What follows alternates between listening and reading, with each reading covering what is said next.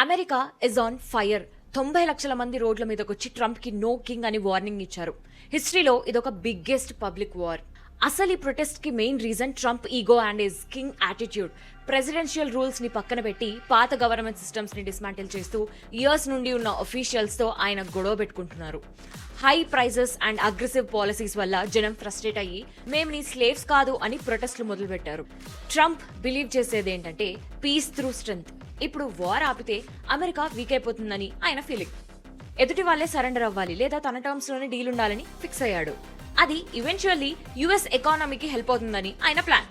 Advisors మాట వినకుండా కేవలం తన గట్ ఇన్స్టింక్ట్ తోనే డెసిషన్స్ తీసుకుంటున్నారు. దీనికి తోడు మిన్నిసోటా ఇన్సిడెంట్ అండ్ ట్రంప్ పోస్ట్ చేసిన క్రౌన్ ఏఐ వీడియోతోనే సిచ్యువేషన్ ఇంకా హీట్ ఎక్కింది. సింపుల్ గా చెప్పాలంటే తన పవర్ ని ఒక డిక్టేటర్ లా వాడుతున్నాడనే కోపంతో జనాలు రోడ్ల మీదకి వచ్చారు. ట్రంప్ ఈగో వల్ల ప్రపంచం యుద్ధంలోకి వెళ్తుందా?